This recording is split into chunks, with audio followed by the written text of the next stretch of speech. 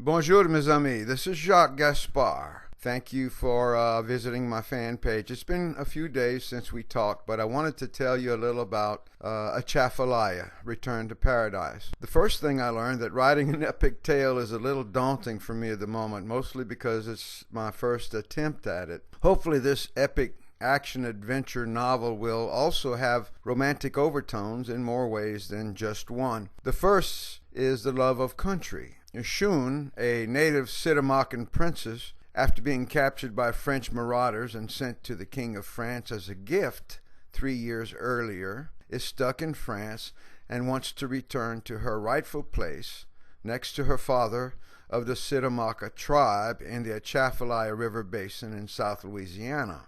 Henri Lepage, on the other hand, the main character in the story, and an unwitting protagonist wrongly accused of murder and sentenced to the guillotine, after being in a new world for 3 years, desires to return to France someday, completely pardoned, of course, of his misdeeds. And then finally, Karamik, the she-wolf rescued as a puppy from the hands of trappers, is all grown up now and somehow gets lost and separated along the journey, and she wants to return to her master, who is the Princess Shun. So they all have a thing in common, romantically speaking, and a desire and a goal in mind. Along their arduous 3-year journey to the Atchafalaya, after escaping from France on a slave ship, they by chance meet with bands of Acadians who were displaced by the British a couple years earlier from their homelands in the Canadian Maritime province, the main one being Nova Scotia.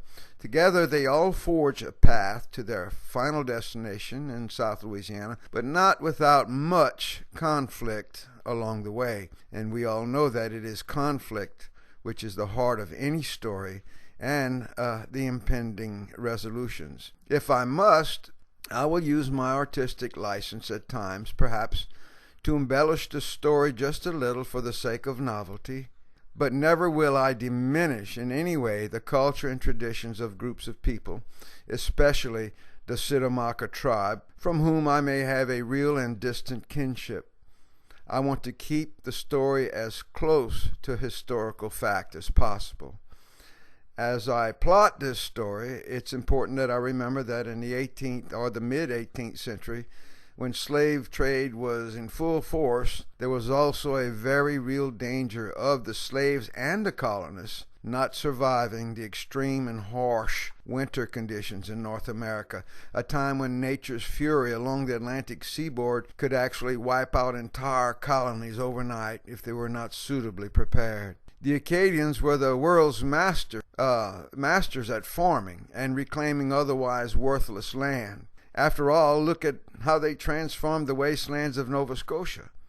The British knew this, and as more and more slave uprisings occurred in the colonies of the Atlantic seaboard, they were always being flanked by the British for the fight for empire. Well, the British decided to use the Acadians to shore up their existing colonies. The English outnumbered the French most of the time, but when the French allied themselves with the natives in their struggle for empire, the scales tipped almost to an equal balance. The various conflicts during this time along the way to paradise, the final destination, is teeming with actual stories and a lot of fodder that will hopefully I can take to my readers and create an exciting action-adventure story touched with romance, the love of country, and survival. The rich history of what actually happened during the Acadian diaspora will finally come to life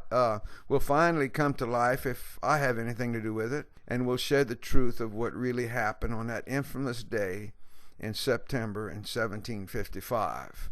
This will be the subject of my research for the next several weeks. I'll keep you posted on the interesting things that I learn. So until next time, keep coming back for more. Bonjour.